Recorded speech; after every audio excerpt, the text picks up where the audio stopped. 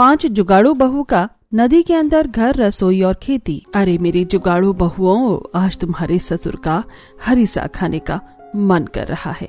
तुम 5 ने नदी में जो खेती की है ना, जरा वहाँ से हरी साग और कुछ टमाटर लेती आओ। जी माँ जी, मैं और पूर्वी अभी नदी में जाकर अपने खेत से सब्जियां लेकर आते हैं। इतना कहकर सेजल और पूर्वी नदी के बीच एक पत्थर पर बने अपने घास और हरे बांस के घर से बाहर निकलती हैं और ऑक्सीजन सिलेंडर और स्विमिंग सूट पहनकर नदी में छलांग लगाती हैं और नदी की तल में ढेर सारे टमाटर और साग उगे हुए होते हैं। दीदी, मैं सोच रही हूँ हमने जो नदी में टमाटरों की खेती की है, इन टमाटरों को लेकर चलते हैं। मैं शाम को बढ़िया सी मीठी चटनी बनाऊंगी। हाँ, साग भी ले लेते हैं, टमाटर भी ले लेते हैं। हम रात में आलू की पूरी बना देंगे, सभी चटनी के साथ खाएंगे। इतना कहकर सेजल और पूर्वी अपनी नदी की खेती से ढेर सारे टमाटर और हरी साग तोड़ती हैं और नदी के बाहर अपने जुगाड़ू घर में चली जाती हैं। क्या सच में नदी के अंदर खेती, घर और रसोई बनाई जा सकती है? हमारी 5 जुगाड़ू बहुओं ने तो बनाया है। चलिए जानते हैं आखिर नदी के अंदर घर, रसोई और खेती हमारी 5 जुगाड़ू बहुओं ने कैसे की। बंजर सूखे खेत में चिलचिलाती धूप में राघव, गौरव, विकास और अमित हल चला रहे होते हैं। गौरव, थोड़ा जोर लगा, हल आगे नहीं बढ़ रहा है। भैया, मैं पूरी ताकत से ठेल रहा हूँ, पता नहीं क्यों हल आगे नहीं बढ़ रहा है। भैया, हमारा हल भी आगे नहीं बढ़ रहा है, जमीन में अटक गया है। लगता है अब हमें हमारी करीबी से छुटकारा मिलेगा। जरूर हमारे खेत में कुछ होगा जिसमें हल फंसा है। चलिए देखते हैं। कहीं हमें खजाना मिल जाए तो मजा आ जाएगा।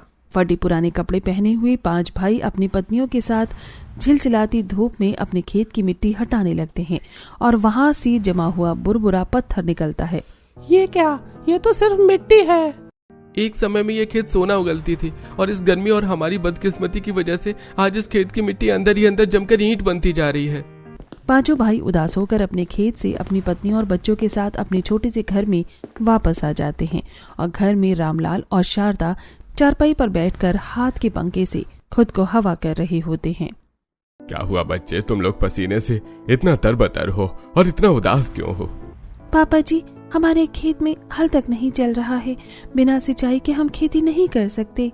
इस साल भी बारिश की कोई संभावना नहीं है और हमारे गांव में कोई नदी भी नहीं है, ना ही कोई नहर है। एक नदी है, वो गांव के बाहर है। वहां से पानी लाकर यहाँ तक सिंचाई करना भी संभव नहीं है। आप लोग उदास मत हो, भगवान के घर में देर है अंधेर नहीं। हमारी भी खेती होगी, हमारी भी फसल उगेगी। अब तुम लोग हाथ मुंह धोकर बैठो, बहुत भूख लगी होगी। हाँ, हम अभी खाना बनाते हैं। 5 भाई और बच्चे घर के बाहर आंगन में हाथ मुंह धोने लगते हैं और सेजल घर के अंदर छोटे से चूल्हे को जलाकर इधर उधर रखे राशन के खाली डिब्बों को झांकने लगती है। क्या हुआ बहू, तुम राशन के डब्बे क्यों झांक रही हो? माँ जी, दीदी इसलिए डब्बे झांक रही हैं क्योंकि किसी डिब्बे में कोई अनाज ही नहीं बचा है, न ही कोई सब्जी बची है। खेती ही नहीं हुई है तो कहाँ से राशन आएगा? पैसा भी नहीं है और न ही दूसरे किसानों के खेत में कुछ उगा है। अरे आप लोग घबराते क्यों हैं? आटा है ना, रोटी बना देते हैं और थोड़ी प्याज है, उससे खा लेंगे। भाभी, हमारे गांव की प्याज बहुत तीखी है, इसमें रोटी नहीं खाई जाती, गले और आंखों में बहुत लगती है। हाँ मम्मी, मैं प्याज रोटी नहीं खाऊंगी, कुछ और बना दो ना। तो आप लोग रोटी नमक तेल खा लीजिए, अब और कुछ तो नहीं है हमारे पास। बहू जो है बनाकर परोस दो, हम सभी मिलकर बांट कर खा लेंगे।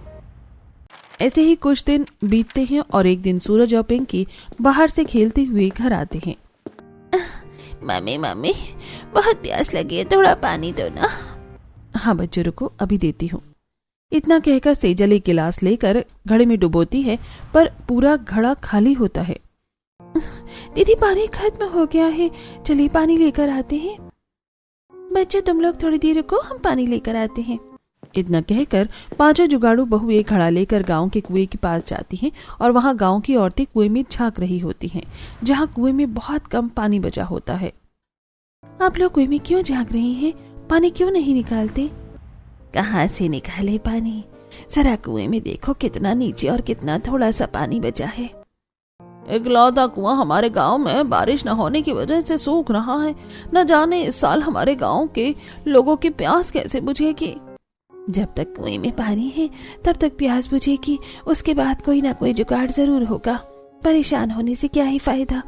इतना कहकर बहुएं कुएं से थोड़ा पानी निकालकर घर की तरफ बढ़ती हैं। तभी गांव के कुछ लोग हाथ में पोटली लिए गांव के बाहर जा रहे होते हैं। सुदर्शन काका, आप अपने परिवार के साथ कहाँ जा रहे हैं? बहुओं, मैं अपने परिवार के साथ शहर जा रहा हूँ। इस सूखे बंजर गांव में अब हमारा गुजारा नहीं हो सकता। शहर जाकर दोनों बाप बेटे मजदूरी करेंगे तो कम से कम परिवार को 2 वक्त की रोटी तो मिलेगी। यहाँ तो भूख और प्यास से मर जाएंगे, और ऊपर से हमने अपनी जमीन लीज पर ले रखी थी। फसल के बदले महाजन ने हमारी जमीन और घर छीन लिए हैं। इतना कहकर सुदर्शन चला जाता है। एक समय था जब इस गांव के लोग अपनी जमीन को अपनी माँ समझते थे। अगर कोई आंख उठाकर देखे तो मरने मारने पर उतार आते थे, और आज अपनी जमीन छोड़कर लोग शहर जा रहे हैं। ऐसे ही कुछ दिन बीतते हैं। गांव में खेती न होने की वजह से लीज ट्रेनर अपने पैसों के बदले लोगों की जमीन लेने लगता है। ऐसे कुछ दिन बीतते हैं और एक शाम 5 जुगाड़ू बहुएं जंगल से लकड़ियां लेकर आ रही होती हैं। पूर्वी, धूप से बचने के लिए शाम को अपने सर पर गीला गमछा बांधकर निकलने का जुगाड़ तुम्हारा बहुत अच्छा था। हमने लकड़ियां भी तोड़ ली और तेज धूप से भी बच जाएंगे। क्या जुगाड़ लगाया तुमने? दीदी, हम सभी जुगाड़ू बहुएं हैं, थोड़ा बहुत तो जुगाड़ लगाएंगे ही। हम थोड़ी गर्मी के आगे घुटने टेक देंगे। हम तो घुटने नहीं टेकेंगे, पर लगता है उन शहरी लोगों की गाड़ी ने घुटने टेक दिए हैं। देखो कैसी धुआं छोड़ रही है। थोड़ी दूर पर एक शहरी परिवार अपने धुआं छोड़ रही गाड़ी के पास खड़ा होता है।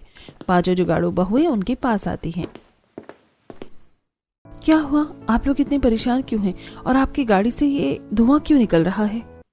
जी, हम लोग आपके गांव से गुजर रहे थे। तेज धूप की वजह से हमारी गाड़ी गर्म हो गई और गाड़ी का पानी भी खत्म हो गया है। गाड़ी की कूलिंग के लिए हमें पानी की जरूरत है। और अभी दूर दूर तक कहीं पानी नहीं दिख रहा। पानी होगा तब न दिखेगा। अगर पानी चाहिए तो हम आपको गांव के कुएं से ला कर दे सकते हैं। हाँ हाँ, आपकी बड़ी मेहरबानी होगी। 5 बहुएं शहरी परिवार के साथ गांव के कुएं के पास आती हैं और कुएं का पानी और नीचे चला जाता है और काफी मटमैला होता है। हे भगवान, ये कुआं तो और भी ज्यादा सूखता जा रहा है। कोई बात नहीं, पहले इन्हें पानी देते हैं, वरना बेचारे अपने घर कैसे पहुँचेंगे।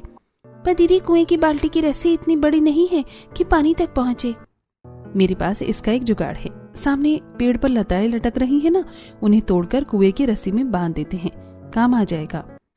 श्रुति एक पेड़ के पास जाती है और एक लंबी और मोटी लता तोड़ कर लाती है और कुएं की बाल्टी में बांध देती है, और सेजल कुएं से पानी बाहर निकालती है जो अभी भी गंदा होता है। आपके गांव में इकलौता कुआं है और इसमें इतना गंदा पानी आता है। ये पानी हम गाड़ी में नहीं डाल सकते और ना ही कोई पी सकता है। आप लोग अपनी पानी की जरूरत कैसे पूरी करते हैं? हमारे गांव के बाहर एक नदी है, जरूरत पड़ने पर हम वहीं से पानी लेते हैं, और 2 साल से बारिश न होने की वजह से ये कुआं भी सूख गया है। हाय चैट जीपीटी, गंदे पानी को साफ कैसे करें बताओ। पानी 3 स्टेप में फिल्टर होता है। पहले उसे छाना जाता है, फिर कंकड़ पत्थर के साथ उसे और प्योर किया जाता है, जिससे पीने लायक पानी बनता है। बच्चों, ये तुम क्या पूछ रही हो और ये कौन बता रहा है तुम्हें? आंटी, ये चैट जीपीटी है। इसके पास सभी प्रॉब्लम का सोल्यूशन होता है, और हमारे पास तो फिल्टर ही नहीं है ना, हम पानी फिल्टर कैसे करें? मैंने सुना तुम्हारे इस चैट जीपीटी ने क्या बताया। मेरे पास एक जुगाड़ है। श्रुति, मैं अपना आंचल बिछाती हूँ और तुम कुएं का पानी मेरे आंचल से इस बाल्टी में डालो, शायद पानी साफ हो जाए।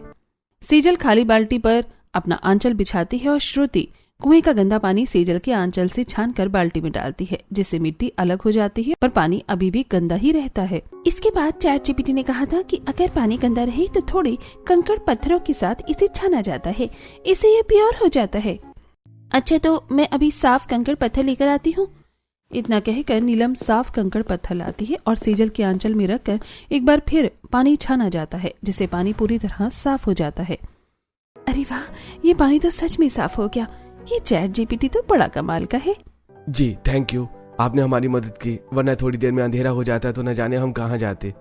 इतना कहकर मनीष पानी अपनी गाड़ी में डालता है और थोड़ी देर में गाड़ी ठंडी हो जाती है और मनीष अपने परिवार के साथ वापस चला जाता है। ऐसे ही कुछ दिन बीतते हैं और फिर एक दिन विश्वजीत अपने आदमियों के साथ रामलाल के घर आता है। रामलाल जी, 1 महीने से ज्यादा हो गया है। पिछली बार की तरह इस बार भी आपने फसल नहीं भिजवाई। इस बार तो आपको डबल फसल भिजवानी चाहिए थी। अरे विश्वजीत जी, इस बार भी हमारे खेत में घास तक नहीं उगी है। हम इस बार भी आपको अपने वादे के अनुसार अनाज नहीं दे सकते। यह तो तुम गांव वालों का हमेशा का हो गया है। जिसके पास भी जाता हूं वही कहता है खेती नहीं हुई है, अनाज कहां से दूं? मैंने तुम लोगों को पैसे दिए हैं। महाजन जी, आप हमारी बात समझिए। आपके सामने हमारे खेत सूखे बंजर पड़े हुए हैं, हम कहां से आपको अनाज दें? मैंने तुम लोगों को खेती करने के लिए पैसे दिए हैं। अगर मुझे मेरे पैसे के बदले अनाज नहीं दे सकते तो मेरे पैसे वापस करो, वरना अपने पैसे वसूलने के लिए मैं तुम्हारे खेत ले लूंगा। महाजन जी, ऐसा मत कीजिए। हम गरीब किसानों से जमीन छीनकर आपको क्या मिलेगा? मैं यहाँ बिजनेस करने के लिए तुम किसानों को पैसे देता हूँ, तुम्हारा रोना धोना सुनने के लिए नहीं। कभी खेत में अनाज नहीं होता, कभी किसी की बेटी की शादी होती है। मैं क्यों सुनूं ये सब? मैं नुकसान नहीं उठाऊंगा। या तो मुझे पैसे दो या अनाज दो, वरना मैं अपने पैसे वसूलना जानता हूँ। अगर कल तक साहब के पैसे न दे सके तो चुपचाप घर छोड़ के चले जाना। अगर हमें आकर निकालना पड़ा तो बहुत बुरा होगा। और एक बात, हमारे पास तुम्हारे साइन किए हुए पेपर्स हैं। यह मत सोचना कि तुम गांव वाले हमसे लड़कर हमें भगा दोगे।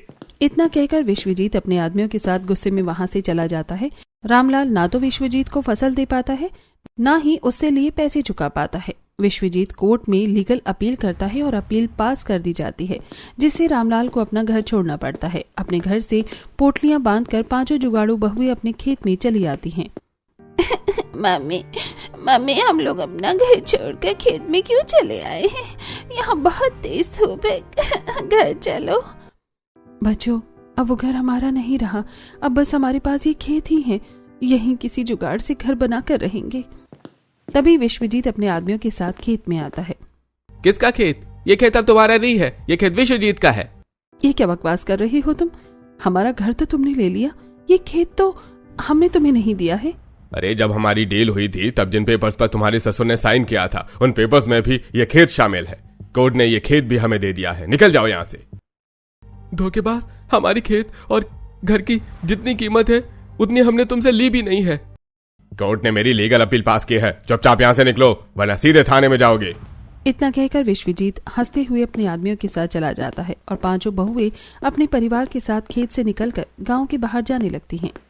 शारदा, तुम तो कहती थी भगवान के घर में देर है अंधेर नहीं, पर मुझे तो लगता है भगवान के घर में अंधेर ही अंधेर है। अब हमारे पास न खेत बचा और न घर। अब हमारे पास गांव छोड़कर शहर जाने के अलावा कोई उपाय नहीं बचा है। हमें भी दूसरों की तरह शहर ही जाना चाहिए। चलो नदी के पास चलते हैं, उसे पार करके शहर जाएंगे। तेज धूप में पांचों बहुएं अपने पूरे परिवार के साथ शहर की तरफ बढ़ती हैं। शाम होते होते सभी जंगल में नदी किनारे पहुंचते हैं और ठंडक पाकर पूरा परिवार नदी किनारे रात बिताता है। अगली सुबह आयुष और नव्या मधुमक्खियों से बचने के लिए यहाँ दौड़ रहे होते हैं। चैट जीपीटी, अगर जंगल में मधुमक्खियां दौड़ा लें तो क्या करें? अगर आपके पास में कोई नदी हो और तैरना आता हो तो आप उसमें कूद जाइए। मधुमक्खियां पानी में नहीं आती। ये सुनते ही आयुष और नव्या पास की नदी में कूद जाते हैं और मधुमक्खियां वापस चली जाती हैं। थोड़ी देर बाद आयुष और नव्या नदी से बाहर आते हैं। अरे, तुम तो वही बच्चे हो ना जिनकी गाड़ी फंस गई थी? तुम लोग जंगल में क्या कर रहे हो? हम तो इस जंगल में पिकनिक मनाने आए थे, तभी मधुमक्खियां हमारे पीछे भागने लगी। तुमने अभी अपने फोन से कुछ बोला और तुम नदी में कूद गई, ऐसा क्यों किया? आंटी, आपको याद है मैंने चैट जीपीटी के बारे में बताया था? उसने कहा कि मधुमक्खियां पानी में नहीं आती, इसलिए हम नदी में कूद गए। और पता है, नदी के अंदर हमने देखा कि कई सारे पेड़ उगे थे। क्या पानी के अंदर भी पेड़ उगते हैं? हाँ, कुछ पौधे होते हैं, काई वगैरह, वही देखी होगी। दादी, नदी के अंदर सिर्फ काई ही उगती है या फिर और भी फसल उगती है? बच्चों, तुम्हारी इस चैट जीपीटी के पास हमारी समस्या का भी समाधान होगा क्या? हाँ, बिल्कुल। आप जो भी पूछना चाहो इससे पूछिए, ये आपको सब बता देगा। हम किसान हैं, हमसे हमारी जमीन छीन ली गई है और हम नदी के किनारे फंसे हुए हैं। अब हम क्या करें? अपनी समस्या को एक नया रास्ता बनाइए। आप किसान हैं, जमीन छीन गई है और नदी किनारे हैं, तो नदी में खेती शुरू कीजिए। ये क्या कह रहा है? नदी में खेती? चैट जीपीटी मजाक नहीं करता। अगर ये बता रहा है तो नदी में खेती जरूर हो सकती है। मुझे विश्वास नहीं है, ये पागल है। नदी में कोई फसल कैसे उगेगी? दादी, अगर चैट जीपीटी बता रहा है तो जरूर हो सकता है। एक मिनट, चैट जीपीटी, अच्छे से बताओ नदी के अंदर खेती कैसे की जाती है? हाइड्रोपोनिक्स एक तकनीक है जिसमें बिना मिट्टी के पानी में पोषक तत्व मिलाकर फसल उगाई जाती है। इस तकनीक से पानी के अंदर भी खेती संभव है। पांचों जुगाड़ू बहुएं ध्यान से पूरी जानकारी सुनती हैं और आपस में बात करती हैं। माँ जी, मुझे लगता है नदी के अंदर खेती हो सकती है, हम नदी में खेती करेंगे। बहू, तुम पागल हो गई हो, नदी में तुम लोग खेती कैसे करोगी? शारदा, ये आधुनिक बातें हैं, अगर बच्चे बता रहे हैं तो जरूर कुछ सच होगा। अब हम शहर नहीं जाएंगे, वो सामने नदी में जो बड़ा सा पत्थर है, हम उस पर अपना जुगाड़ू घर बनाएंगे। सोचिए, नदी किनारे इतनी ठंडक है तो उसे पत्थर पर कितनी ठंडक होगी। सेजल और पूर्वी जंगल से कुछ बांस उखाड़ती हैं और 2 बड़े बांस में छोटे छोटे बांस बांधकर नदी के पत्थर तक एक पुल बनाती हैं और नीलम जंगल से ढेर सारे बांस और मोटी लताएं लाकर बांसों को बांधकर दीवार बनाने लगती है। आप लोग तो पसीने से भर गए हैं, हम भी आपकी मदद करते हैं। राघव और नीरज जंगल से बांस उखाड़ कर लाते हैं और गौरव और अमित बांस को छोटे छोटे टुकड़ों में काटकर घर बनाने में मदद करते हैं। थोड़ी देर में हरे बांस, घास और कच्ची बेल से पांचों जुगाड़ू बहुएं नदी में अपना घर बना लेती हैं और बाहर एक छोटा सा मिट्टी का चूल्हा बनाकर उसके ऊपर छत और चिमनी बनाती हैं। वाह बहुओं, तुमने तो रात होने से पहले ही इतना अच्छा घर बना लिया। घर के अंदर काफी ठंडक है। बापूजी, हरे बांस में पानी होता है, इसीलिए घर ठंडा है और मजबूत भी है, और अगर नदी का पानी बढ़ता है तब भी हमारा घर डूबेगा नहीं। बहुओं, तुमने घर तो बहुत अच्छा बना लिया है, पर मुझे नहीं लगता कि नदी में खेती होगी, और जब तक खेती नहीं होगी तब तक हम क्या खाएंगे? माँ जी, हम नदी के बीच में हैं, यहाँ मछलियाँ हैं, हम कुछ दिन मछली खा सकते हैं और आसपास जंगल है, वहाँ से फल भी खा सकते हैं, जब तक हमारी खेती में फसल भी आ जाएगी। दीदी, चलिए अब नदी के अंदर बीज बोते हैं, हमारे पास थोड़े टमाटर और साग हैं, सबसे पहले इन्हें ही बोते हैं। इतना कहकर पांचों जुगाड़ू बहुएं अपनी पोटली खोलती हैं और टमाटर और साग लेकर नदी में छलांग लगाती हैं। नदी की तलहटी में पहुंचकर बहुएं बीज लगाना शुरू ही करती हैं, तभी सबकी सांस फूल जाती है और सभी ऊपर आ जाती हैं। हम पांचों एक साथ नदी में जाएंगे तो सबकी सांस एक साथ फूल जाएगी। हम बारी बारी जाएंगे, मैं पहले जाकर एक तरफ बीज बोकर आती हूँ, फिर दूसरी तरफ बो देंगे। इतना कहकर पांचों बहुएं पत्थर पर चढ़ जाती हैं और एक एक करके नदी में छलांग लगाकर नीचे जाकर बीज बोती हैं। वहीं दूसरी तरफ पांचों पति मछलियां पकड़ते हैं और रात में बहुएं नदी में बनाई अपनी रसोई में मछली पकाकर सभी के साथ खाती हैं और अपने ठंडे घर में मुलायम घास के बिस्तर पर सो जाती हैं। और फिर अगली सुबह, मैं रात में आपके पास के बने जुगाड़ू घर में मुलायम घास के बिस्तर पर क्या मस्त नींद आई माँ। मम्मी, मैंने तो बहुत प्यारा सपना देखा। मैंने देखा कि हमारा घर नदी के अंदर है और हम उसी में तैरते हुए मस्त खाना खा रहे हैं। हाँ, मैंने भी कुछ ऐसा ही सपना देखा, बड़ी मीठी नींद आई, बिल्कुल भी गर्मी नहीं थी। बहू, कल तो हमने सिर्फ सूखी मछली खाई, पर ऐसे कब तक चलेगा? थोड़ा अनाज भी जरूरी है, सिर्फ मछली खाते रहना ठीक नहीं है। माँ जी, सही कह रही हैं आप लोग थोड़ा इंतजार कीजिए, हम जंगल से कुछ फल लेकर आते हैं। इतना कहकर पांचों बहुएं अपने पति के साथ जंगल में आती हैं और थोड़ी दूर पर उन्हें नारियल, केले और आम के पेड़ दिखते हैं। नदी किनारे होने के कारण इस जंगल के पेड़ों पर फल उगे हुए हैं, हम कुछ फल तोड़ लेते हैं। आम और केले तो हम तोड़ लेंगे, पर पीने के लिए नारियल पानी भी चाहिए, उसे कैसे तोड़ेंगे? भैया, इसका जुगाड़ मेरे पास है। हम अपने पैरों में लंबी बेल बांध लेते हैं, जिससे पकड़ मजबूत होगी, या एक लंबी बांस पर नुकीला पत्थर बांधकर नारियल पर मारेंगे तो नारियल कटकर नीचे गिर जाएगा। पेड़ पर चढ़ने से अच्छा है कि हम लंबी बांस पर नुकीला पत्थर बांधकर नारियल तोड़ लें। नीचे गिरते ही नारियल टूट जाएगा और हमें नारियल का पानी निकालने में आसानी होगी। सेजल और पूर्वी पत्थर मारकर आम तोड़ते हैं और राघव और गौरव केले के पेड़ पर चढ़कर केले तोड़ते हैं और नीलम और विकास लंबे बांस पर नुकीला पत्थर बांधकर नारियल तोड़ते हैं, जिससे नारियल जमीन पर गिरने लगते हैं और खाने पीने का अच्छा जुगाड़ हो जाता है। हमने आज के खाने पीने का जुगाड़ तो कर लिया, पर हमें अभी भी पैसों की जरूरत है। हम ये फल और मछलियाँ गाँव में बेच सकते हैं। और देखिए, उस पेड़ पर मधुमक्खियों का छत्ता है, अगर हम धुआं करके मधुमक्खियों को भगा दें तो शहद भी बेच सकते हैं। बहुत बढ़िया, आप लोग ये फल और नारियल लेकर घर जाइए और हम मछली, शहद और फल बेचकर कुछ पैसे लेकर आते हैं। पांचों बहुएं नदी में बने अपने जुगाड़ घर पर लौट आती हैं। वहीं दूसरी तरफ पांचों भाई मछली, शहद और फल लेकर गांव के बीच में बैठ जाते हैं। हमने इन चीजों पर कोई पैसे खर्च नहीं किए हैं, इसलिए हम इन चीजों को बहुत कम दाम में बेचेंगे ताकि गांव का हर गरीब किसान, मजदूर ये सब खरीद सके। वैसे भी हमें बस थोड़ा आटा दाल चाहिए ही। थोड़ी देर में गांव वाले भीड़ लगाकर मछली, शहद और फल खरीदने लगते हैं। वहीं दूसरी तरफ सेजल और श्रुति नदी में छलांग लगाती हैं, जहां मछलियां उनके बोए हुए बीज खा रही होती हैं। ये देखकर दोनों तुरंत ऊपर आ जाती हैं। क्या हुआ दीदी, आप लोग इतनी जल्दी बाहर आ गए? हम तो अपनी खेती देखने गए थे, पर मछलियों ने तो सारे बीज खा लिए हैं। हमने ये सोचा ही नहीं कि नदी के अंदर मछलियाँ भी अनाज खाती हैं। हमें मछलियों को रोकने के लिए कुछ करना पड़ेगा और बाद में भी फसल को छोटे जीवों से बचाना होगा। मछलियों को रोकने के लिए मेरे पास एक जुगाड़ है। अगर हम मोटी बेलों से एक अच्छा सा जाल बना लें और उसे अपनी नदी की खेती के आसपास मजबूती से बांधे तो मछलियाँ अंदर नहीं आ पाएंगी। हाँ दीदी, बहुत बढ़िया जुगाड़ है। ऐसे ही कुछ दिन बीतते हैं और बहुएं रोज नदी में छलांग लगाकर अपनी खेती देखती रहती हैं और जंगल और नदी से खाने पीने का जुगाड़ करके 1 महीना बिताती हैं। बहुओं, 1 महीना हो गया है, तुम्हारी नदी की खेती को फसल हुई है या क्या? हाँ बापूजी, लाल लाल टमाटर और साग हो गए हैं, हम अभी लेकर आते हैं। इतना कहकर 5 जुगाड़ू बहुएं एक साथ नदी में छलांग लगाती हैं और जाल हटाकर अपने खेत के पास जाकर लाल टमाटर और साग तोड़ने लगती हैं। काफी देर हो गई, बहुएं नदी से बाहर नहीं आई। हाँ, लगभग 5 मिनट हो गए, लगता है हमें जाकर देखना होगा। पूरा परिवार नदी की तरफ देखता रहता है और थोड़ी देर बाद 5 जुगाड़ू बहुएं टमाटर और साग लेकर बाहर आती हैं और पत्थर पर चढ़ जाती हैं। ये देखिए आप लोग, हमारी मेहनत रंग लाई। हमारी नदी के अंदर की खेती में फसल हो गई है। अब हम सब्जियां भी खाएंगे और बेचेंगे भी। बहुओं, तुम लोग इतनी देर तक नदी के अंदर थी, कैसे? बापूजी, पिछले 1 महीने से हम रोज नदी में जाकर खेती कर रहे हैं, इसलिए अब हम काफी समय तक अपनी सांस रोक लेते हैं। 5 जुगाड़ू बहुएं घर में जाकर कपड़े बदलती हैं और खाना बनाती हैं और पूरा परिवार साथ में खाना खाता है और फिर बहुएं अपने पतियों के साथ गांव में आकर सब्जियां बेचने बैठ जाती हैं। एक समय में गांव के बाजार में कितनी भीड़ होती थी। अब न कोई सब्जी बेचने वाला है और न ही ज्यादा खरीदार बचे हैं। अरे सेजल बहन, तुम लोग तो गांव छोड़कर चली गई थी ना? नहीं बहन, हम गांव छोड़कर नहीं गए हैं, हम यहीं हैं। सीजल दीदी, आपके पास इतनी हरी और अच्छी सब्जियां कहाँ से आई हैं? हमारे गांव में तो टमाटर होते ही नहीं हैं।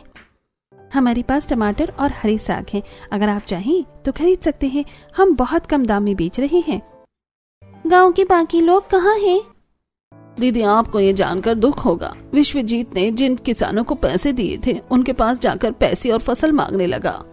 और किसानों के पैसे और फसल ना देने पर उसने उनकी जमीन और उनके घर हथिया लिए होंगे, जिससे किसान पलायन करने लगे, यही ना? इस विश्वजीत ने तो आधा गांव ही खाली कर दिया। पूरा गांव विश्वजीत से परेशान होकर गांव के सरपंच और मुखिया के पास पहुंचता है। सरपंच और मुखिया गांव के बीच चौपाल में चिंतित बैठे होते हैं और गांव वाले चारों तरफ घबराए हुए खड़े रहते हैं। मैंने सरकार से कई बार अपील की है नदी से हमारे गांव तक एक नहर बनाने के लिए, पर हमारी अपील ही खारिज हो जाती है। अरे भाई, हम कुछ कर भी नहीं सकते हैं। हमारे गांव के किसानों ने बिना कागजात पढ़े उन कागजातों पर साइन कर दिया है, जिनमें थोड़े पैसों के बदले जमीन और घर दांव पर लग गए हैं। हमारी किस्मत ही फूटी है। मुखिया जी, अब हम सब परेशान हैं। सिर्फ रामलाल काका के 5 जुगाड़ू बहुओं का परिवार ही खुश है। उन्हें कोई रास्ता मिल गया है जिससे वो हरी सब्जियां, मछलियां और फल बेच रही हैं। यह संभव नहीं है। हरी सब्जियां उगाने के लिए काफी उर्वरक मिट्टी चाहिए होती है और वैसी मिट्टी हमारे गांव में रही ही नहीं है। मुखिया जी, आप खुद गांव के बीचों बीच चलकर देखिए, वो 5 बहुएं और उनके पति मछली, सब्जियां और शहद बेच रहे हैं। अरे अगर ऐसी बात है तो उन 5 बहुओं के पास ही चलते हैं। जुगाड़ू बहुएं हैं, हो सकता है उनके पास हमारी समस्या कोई समाधान हो। हरिलाल, वीरभद्र और गांव के लोग 5 जुगाड़ू बहुओं के पास पहुंचते हैं, जहां बहुएं हरी सब्जियां और फल बेच रही होती हैं। नमस्ते सरपंच जी, मुखिया जी, आप लोग यहाँ? अरे बेटियों, ये हरी सब्जियां तुम लोग कहाँ से बेच रही हो? मुखिया जी, ये सब्जियां हमने नदी के अंदर खेती करके उगाई हैं। क्या नदी के अंदर? कोई नदी के अंदर खेती कैसे कर सकता है? सरपंच जी, हमें पता है आप लोगों को हमारी बात पर यकीन नहीं होगा। आप एक बार हमारे साथ नदी किनारे चलिए, वहाँ खुद देख लीजिएगा। सरपंच, मुखिया और पूरा गांव 5 बहुओं के साथ नदी के किनारे पहुंचता है। सामने नदी के बीच बने जुगाड़ू घर, रसोई और नदी के अंदर फैली हरी भरी खेती देखकर सभी हैरान रह जाते हैं। बहुओं, ये सब तुमने कैसे कर लिया? नदी के बीच के पत्थर को तुमने घर और खेती के लिए इस्तेमाल कर लिया? सरपंच जी, आवश्यकता ही आविष्कार की जननी है और इसका सबसे बड़ा उदाहरण आपको नदी में कूदकर मिलेगा। सरपंच, मुखिया और गांव वाले भी नदी में छलांग लगाते हैं और पानी के अंदर की हरी भरी खेती देखकर दंग रह जाते हैं। सभी बाहर निकल आते हैं। ये लोग सच कह रही हैं, इन्होंने सच में नदी के अंदर खेती कर ली है। अरे बहुओं, क्या ये हम दूसरे किसान भी कर सकते हैं? हाँ मुखिया जी, बिल्कुल कर सकते हैं। हम गांव वालों को सिखा देंगे, बस कुछ जरूरी बातें ध्यान रखनी पड़ती हैं। गांव के कुछ किसान आगे आकर इकट्ठा होते हैं और सीखने की इच्छा जताते हैं। अरे आप लोग जल्दी बताइए कि हम नदी के अंदर खेती कैसे कर सकते हैं। सबसे पहली बात, हमें बीजों को बचाने के लिए जाल लगाना पड़ेगा ताकि मछलियाँ उन्हें खा ना सके। दूसरी बात, नदी की जमीन उपजाऊ है लेकिन उसमें गोबर और पोषक तत्व मिलाने पड़ेंगे ताकि फसल जल्दी उग सके। तीसरी बात, जब छोटी फसल उगने लगे तो उन्हें छोटी छोटी पन्नियों से ढकना पड़ेगा ताकि कीड़े न लगे। लेकिन इन कामों में बहुत समय लगेगा और नदी के अंदर हम इतनी देर तक सांस कैसे रोककर खेती करेंगे? अरे भाई उसकी चिंता आप लोग मत कीजिए, मैं अपने खर्चे पर आप लोगों के लिए शहर से ऑक्सीजन सिलेंडर मंगाऊंगा जिसे पहनकर आप लोग आराम से नदी के अंदर खेती कर पाएंगे। सरपंच और हरिलाल अपने खर्चे पर शहर से ऑक्सीजन सिलेंडर मंगवाते हैं। किसान और बहुएं उन्हें पहनकर नदी में उतरती हैं। आप लोग सबसे पहले एक कतार में बीज बोना शुरू कीजिए, तब तक बाहर जाल तैयार हो रहे हैं। बीज बोने के बाद हम ऊपर से जाल लगा देंगे। अरे भाई ठीक है सेजल बेटी, हम समझ गए। गांव के सभी किसान मिलकर नदी की तलहटी में एक कतार में अलग अलग सब्जियों के बीज बोते हैं और बेलों की मोटी जाल से उन्हें ढक देते हैं। कुछ दिन बीतते हैं और नदी के अंदर हरी भरी सब्जियां लहराने लगती हैं। शारदा, रामलाल, तुम्हारी बहुएं सच में बहुत जुगाड़ू हैं। उनके जुगाड़ू और किसानों की मेहनत से हमारे गांव में जहां कभी टमाटर नहीं उगते थे वहां आज गाड़ी भर के टमाटर हैं। मैं इन्हें शहर ले जाकर बेचूंगा और पैसे सबको बराबर बांट दूंगा। गांव वाले दिन रात मेहनत करते हैं और नदी के अंदर खेती बढ़ती रहती है और धीरे धीरे सभी किसान विश्वजीत को किश्तों में पैसे देने लगते हैं। मेरा प्लान चौपट नहीं हो सकता। इन किसानों के पास पैसे कमाने का एकमात्र जरिया इनकी खेती है, जो मैंने गांव में नहर बनने के प्रोजेक्ट को पूरी तरह से खत्म कर दी है। फिर इन किसानों के पास पैसे कहां से आ रहे हैं? मालिक, ये किसान रोज नदी किनारे जा रहे हैं और पूरा दिन वहीं रहते हैं। लगता है वहीं कुछ गड़बड़ है। तो अब तक बताया क्यों नहीं बेवकूफ? चलो नदी के पास। विश्वजीत अपने आदमियों के साथ नदी किनारे पहुंचता है और पेड़ के पीछे छुप जाता है। ये कैसे हो सकता है? टोकरियां भरकर टमाटर, बैंगन, भिंडी ये लोग नदी के अंदर से कैसे निकाल रहे हैं? लगता है इन्होंने नदी के अंदर खेती कर ली है। बहु सब्जी तो ठीक है लेकिन हमें अनाज की भी जरूरत है। इसका कोई जुगाड़ नहीं है क्या? बिल्कुल है मुखिया जी, हमारे पास काफी खाली नारियल के खोल हैं। हम उनमें मिट्टी भरकर बांस के ढांचे पर लगाएंगे और उसमें चावल के बीज बोएंगे। पांचों जुगाड़ू बहुएं बांस से एक बड़ा ढांचा बनाती हैं और उसे नदी में उतरकर नारियल के खोलों में मिट्टी भरकर चावल के बीज लगाकर ढांचे में रख देती हैं। क्या इससे चावल की खेती हो जाएगी? हाँ सरपंच जी, चावल तो पानी में ही उगता है। चावल पानी में खराब ना हो इसलिए हमने ये जुगाड़ लगाया है और इस खेती में हमें ऑक्सीजन सिलेंडर की भी जरूरत नहीं है। ये लोग अगर ऐसे ही सफल होते रहे तो मेरी पूरी प्लानिंग का सत्यानाश हो जाएगा। आज रात ही इनकी फसल बर्बाद करनी होगी। हम नदी में जहरीले केमिकल मिला देंगे, इनकी सारी फसल खराब हो जाएगी। अरे बेवकूफ, ये नदी है कोई तालाब नहीं है। नदी की सारी मछलियां भी मर जाएंगी और दूसरे गांव के लोग भी। तो मालिक हम क्या करें? 10 पिराना मछलियां लेकर आओ और उन्हें नदी में छोड़ दो। कोई भी नदी के अंदर जाने की हिम्मत नहीं करेगा और पिराना मछलियां इनकी फसल भी खा जाएंगी। रात के अंधेरे में विश्वजीत के आदमी 10 पिराना मछलियां लेकर आते हैं और चुपके से नदी में छोड़ देते हैं। ऐसे ही रात बीतती है और फिर अगली सुबह पांचों जुगाड़ू बहुएं ऑक्सीजन मास्क पहनकर किसानों के साथ नदी में छलांग लगाती हैं। ये क्या? ये किस तरह की मछलियाँ हमारे जालों में फंसी हुई हैं? इनके दांत कितने नुकीले हैं और देखने में कितने खतरनाक हैं। ये तो इस नदी की मछलियां नहीं है, ऐसा लगता है ये मछलियां अभी नोच खा जाएंगी। पांचों जुगाड़ू बहुओं के बनाए बेल के मोटे जाल में पिराना मछलियां फंसी होती हैं और उनके नोकीले दांत जालों के अंदर कसकर उलझे होते हैं। बहु, ये पिराना मछलियां हैं, ये बहुत खतरनाक होती है। जल्दी नदी से बाहर निकलो। सरपंच, मुखिया और पांचों जुगाड़ू बहुएं तुरंत नदी से बाहर निकलती हैं। आप लोग घबराइए मत, वो मछलियाँ हमारी मोटी बेलों के जाल में बुरी तरह फंसी हैं। उनके नोकीले दांत बेलों के अंदर घुस गए हैं। अब बस हमें जाल निकाला है, मछलियाँ अपने आप निकल जाएंगी। पांचों जुगाड़ू बहुएं एक बार फिर नदी में छलांग लगाती हैं और अपनी बेलों से बने मोटे जाल को खींचकर बाहर निकालती हैं। सभी पिराना भी जाल में फंसकर बाहर आ जाती हैं। इतनी खतरनाक मछलियाँ हमारी नदी की खेती में कहाँ से आईं? अरे मुझे तो लगता है इन्हें किसी ने जानबूझकर हमारी नदी में डाला है। अच्छा हुआ ये हमारे जुगाड़ू जाल में फंस गई, वरना पूरी मेहनत बर्बाद हो जाती। नालायकों, एक काम तुमसे नहीं होता। पहले नहीं देख सकते थे कि नदी में इन्होंने जाल बिछाए हैं? अब इन्हें पता चल गया है कि कोई इनके पीछे पड़ा हुआ है। गधे कहीं के। इतना कहकर विश्वजीत अपने आदमियों को गुस्से में डांटने लगता है, जिससे पांचों जुगाड़ू बहुओं की नजर विश्वजीत पर पड़ती है। वो लीज ट्रेनर विश्वजीत यहाँ क्या कर रहा है? सरपंच जी, मुझे लगता है विश्वजीत ने ही हमारी नदी में पिराना छोड़ी है। अगर ऐसी बात है तो अभी पकड़ते हैं। पांचों जुगाड़ू बहुओं के पति गांव वालों के साथ विश्वजीत और उसके आदमियों को पकड़ लेते हैं और नदी से निकाली हुई पिराना मछलियों के सामने एक पेड़ से बांध देते हैं। विश्वजीत, तुम यहाँ क्या कर रहे थे? सच सच बताओ, वरना देख रहे हो इन पिराना मछलियों को एक झटके में तुम्हें नोच कर खा जाएंगी। नहीं नहीं, इन पिराना को मुझसे दूर रखो, मैं बेगुनाह हूँ, मैंने कुछ नहीं किया है। अंकल जल्दी जल्दी सच बताओ, वरना ये पिराना उठाकर आपके पेंट में डाल दूंगा। अरे नहीं बच्चे, ऐसा मत करो, मैं सब सच बताता हूँ। मैंने ही पिराना मछलियों को तुम्हारी नदी में खेती खराब करने के लिए छोड़ा है, मुझे माफ कर दो। सच बता, क्या तूने किसी किसान को बताया था कि जिन कागजों पर तू उनके साइन ले रहा है उन पर क्या लिखा हुआ है? नहीं, मैंने धोखे से सारे किसानों को झूठ कहा था। और तूने ये क्यों किया? मैं सभी किसानों की जमीन हड़प कर यहाँ फैक्ट्री बनवाना चाहता था, इसलिए मैंने ही गांव के नहर के प्रोजेक्ट को भी रुकवाया है। मुझे माफ कर दो, मैं सभी किसानों की जमीन वापस कर दूंगा। जमीन तो तुझे वापस करनी पड़ेगी, पर किसानों को तूने परेशान करने के बदले तुझे सजा तो भुगतनी ही पड़ेगी।